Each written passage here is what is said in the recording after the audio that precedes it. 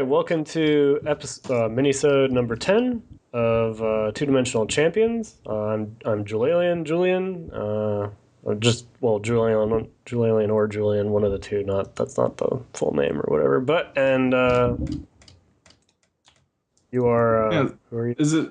Didn't like last time Oh no, never mind. I'm Thaddeus Thadinator.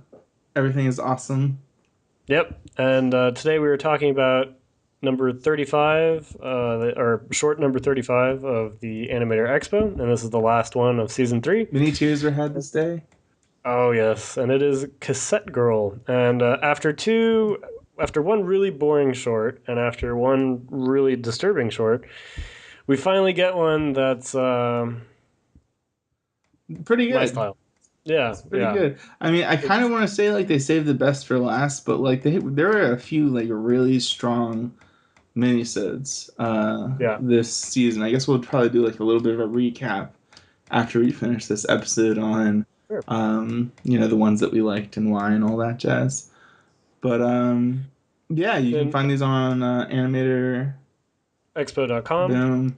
And I know they take the seasons offline every once in a while. So if you're listening to this and it's not available, The internet. there should be the internet should provide you with everything you need. Uh, but right now they're streaming on the website, and you can watch it there. So Cassette Girl is a funny one because it's a love letter to like VHS and Betamax tapes and like the old style of collecting shit. Right. And what's really funny is the whole short is all CG. Yeah. Yeah, that is pretty funny. But it's really artistic CG. Yeah, it's really really well done. It's the CG giving a shout out to the the Betamax and VHS tapes, especially with the final transformation. Oh yeah, yeah, especially It this. was so good. So, oh yeah, it was great. And real quick, the screenplay was done by Yoshi Enokido, who has written the scripts for High School Host Club, FLCL, Evangelion, Raxaphon, Star Driver, and he did a novelization of FLCL that was released here in the States. So I love him just for FLCL, if for nothing else. And the storyboard artist was Masayuki, who I've got a issue of slight correction. My last episode, I said Takeshi Honda was the director of Eva 3. That's not true. He did key animation and was the animation director. But Masayuki was actually the director of Eva 3 and also worked on, all of Evangelion, more or less. Along, he's one of the Gynax dudes, along with Takeshi Honda. So that was my mistake. Masayuki also worked on Gunbuster 2, FLCL. I mean, he's done a lot. He's super cool. And yeah, so those are the two names I recognized right off the bat. And actually, if you want to just describe what it's about real quick, and I can Google Yeah. the actual director. So the story opens with a treasure hunter, essentially, and she's talking to her robot, and they're traveling, and they're trying to find these VHS or cassette tapes. It's the scene. It seems like they really like the robot riding through the snow. I thought was like really cool and really pretty, and then they see a town, and they get like a 3D map so she can like sort of like see that there's like an old city that was once here, and then she sort of goes and explores that city. I can keep going if you want me to go.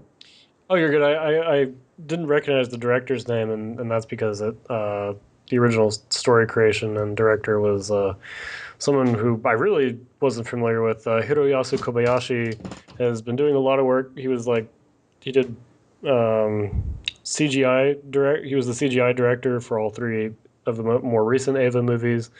So it looks like he's one of the key people at Studio Kara's CGI department, which did this short, which makes sense. So yeah, I mean, well, there you go. With that, sorry, I just that was one name I didn't have No, it's totally fine. right up. But one thing I really liked was a little funny thing is in the video store that they're in. Right when she knocks down the stacks, really quick you see all of the a bunch of Evangelion Right, VHS yeah, tapes there full are over there. tons of like sort of. I mean, was it just even? I feel like there's like a I lot of old shout outs. Like they have a Yeah, lot there's of a the lot of classics in there, yeah, and then an alarm goes off, and it's like the whatever it's like the anti-fun music yeah, the people. media police Yeah, or the whatever. media police um come, and then with like flying robot whatever stuff. Yeah, what's really funny is the media police try to attack her with these kind of drone CD, like DVD drones or something like that.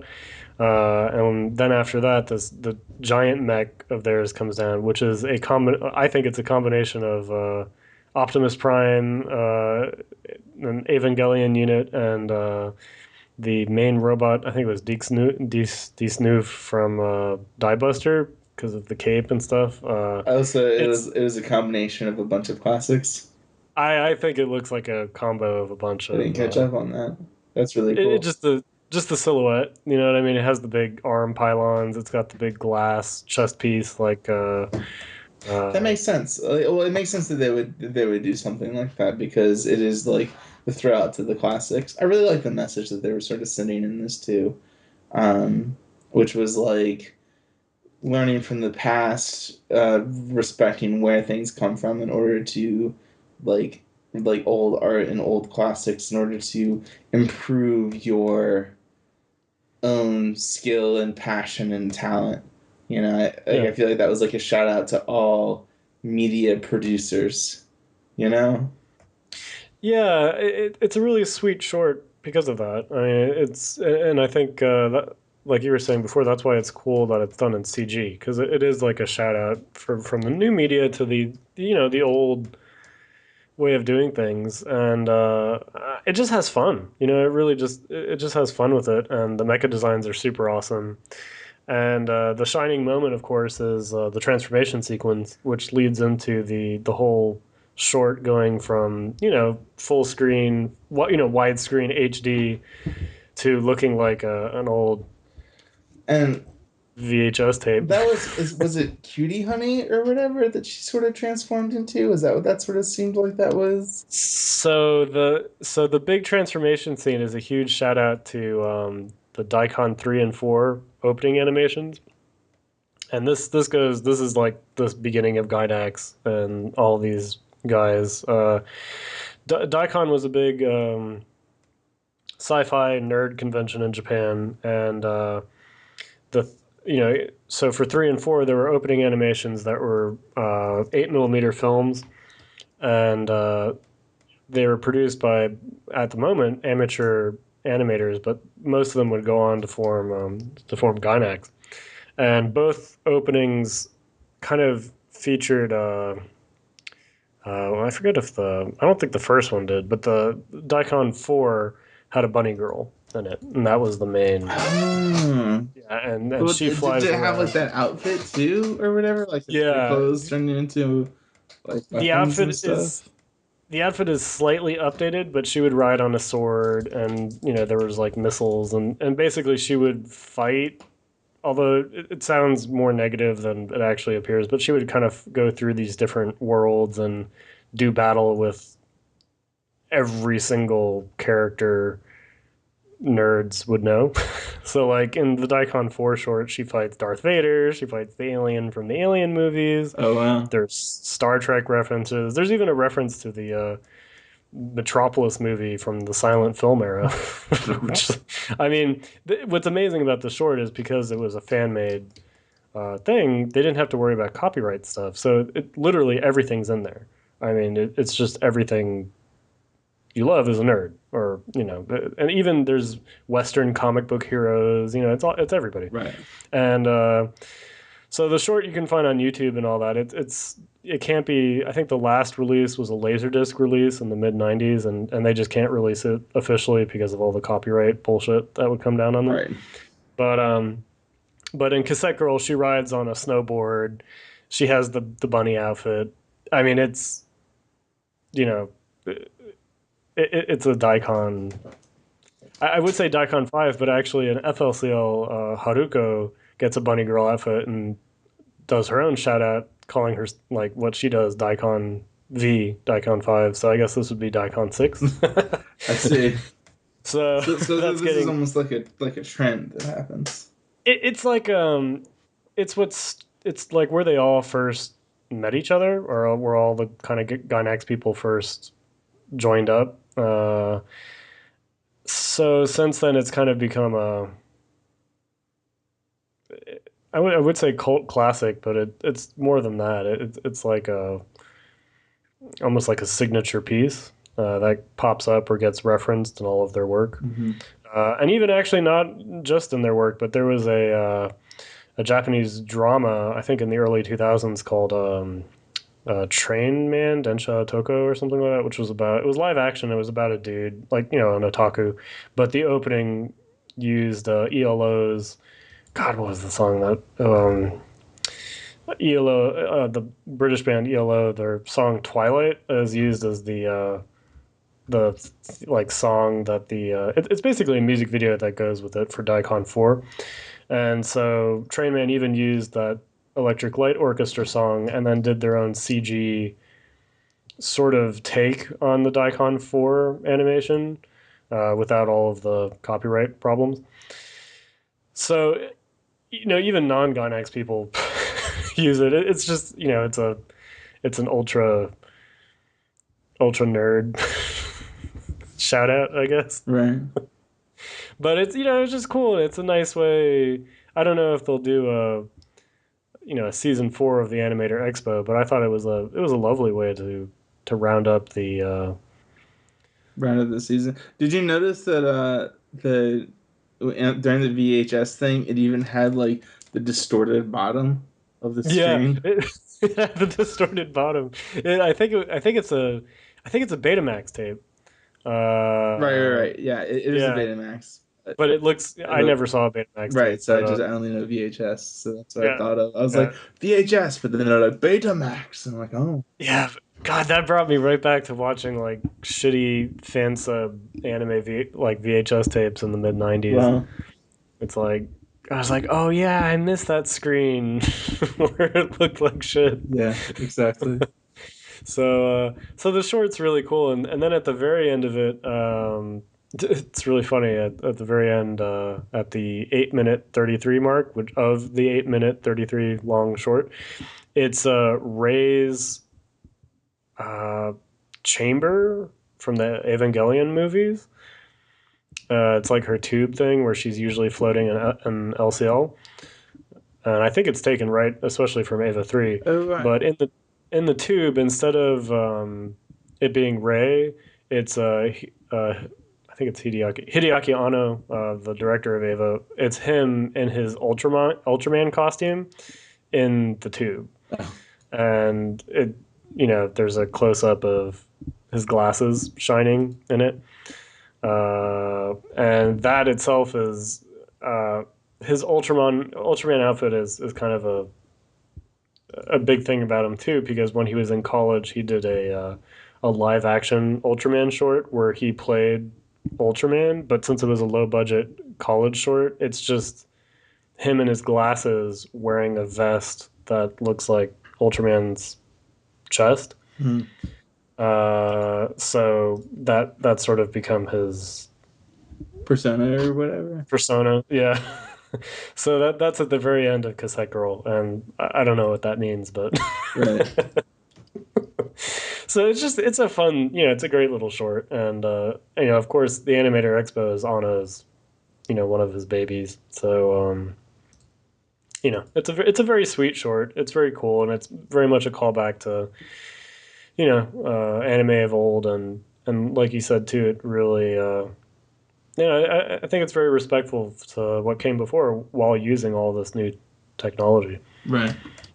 Yeah. Yeah. So I thought it was really fun, and Great way to wrap it up. great way to wrap it up. And So that's all I have to say about Cassette Girl. Is that, do you have anything else that you want to touch on that? I think that's it. I think we hit it all with So that. of the minisodes, do you have any? I mean, you don't need to have like a favorite if you do have a favorite that we've done, but like, is there anything that stands out to you that you really enjoyed? Or So yeah, I'd say I really liked. Mm, guess I'll see if I can three that I really like. right, Uh, I can't do. I really like the Ultraman girl, Impacts, and Cassette Girl. So four. Those are my top four. the Ultraman girl. Wait, you like the uh, Ultraman? yeah, I really like that Oh one. man, I really liked. Okay, well, there's a bunch of them. I thought Hammerhead was an awesome. I think that was the first one that we did. Yeah. I thought that was just like a great start. And I really liked Endless Night. I thought that that was just Oh also yeah. just really pretty. Like, I mean, fuck skating, like who cares? But I just thought that that was like a really. I mean, okay, people care, but like I thought it was like a really like well done sort of um short. I Yeah. thought the Bureau was actually like really funny. Yeah. The Proto Society one. I usually like. I even forgot about it when I was thinking about what my favorites were. But that one was really good too. That was, I think, the funniest one. I think yeah, it was definitely the funniest Yeah. one. And Impacts was really great. Yeah. That was just so many feels on Yeah. that one. Oh God. Okay, so a bunch of them. I really like. There's about half of them that I think are just really great, and that you should watch. The other half, it's like I don't really care. But there's just a bunch that are really well done. Yeah. Yeah. I think we didn't talk about the previous two seasons, but overall with this season, do you think? How do you feel about it? Do you think it was worth going through it? Or Yeah, I do. I mean, just the thing is that when you're working with videos that are like less than 10 minutes long for the most part, like I feel like the opening thing is sometimes even longer than like the actual episode. oh yeah. Which I always skip, mind you. But the only other Animator Expo short that I saw was Me Me Me, so it really makes me curious as to the others. I kind of wish we were doing this podcast like a couple years ago, so we would have had them all done. But Yeah, I think I let's see. They started in yeah last year, so it would have been fun to yeah have gone through all of them. Hopefully they'll do another season, and you know we can talk about another 10 or so shorts. But and I think there'll eventually be a Blu-ray release, a big box set or something like that, and we'll talk about that on the main show whenever that occurs. But actually, a note that I forgot to mention a few elsewhere, and well, I think I forgot to mention it in the minisodes, is that you can actually, especially if you like the song from Me Me Me and stuff, you can get those songs off iTunes in the United States if you're in the States. Um, and you just search, I think, for Animator Expo in the iTunes store, and you can get the soundtrack. And I think that's so far the best way of like supporting the music and stuff like that. And I think they'll release the other soundtracks. and So if that's a thing, I so mean, I think if you want to support like this series, you can also just buy them. yeah, whenever they come out on home video, since they've all been subtitled, I'm sure the Japanese release will have subtitles. So I think it's been a great project, and I really hope they do more. I think overall it's been really fun. There's a few sour ones, but that's also the whole point of a kind of an anthology series like this. So yeah, so I'm really happy we did this, and want to thank everybody for listening to these 10 minisodes. And I think that's it for the minisodes for the foreseeable future, unless they do some more of these, or unless we decide to do something else. But Unless question mark. unless question mark. But yeah, thanks for listening We to can this. never And fully commit to anything. no. But hey, props to us, dude. We did all 10. We did. We We did. we did finish. Wait, We did when finish. did Cassette Girl come out? Uh, October. Okay, couple months late. But you know what? It's whatever. We're fine. Actually, almost exactly Almost 2 months exactly late. two Yeah, months. Yes, but we still did it we though. did. That's We did. that's good. Thanks for Yeah. sticking with us. No problem. Do you have any other final comments? No, Or it's good stuff. all right. Well, thanks for listening, and make sure to tune in to our main show or the big full show for Two Dimensional Champions in case you haven't already. And we'll catch you next time. Bye.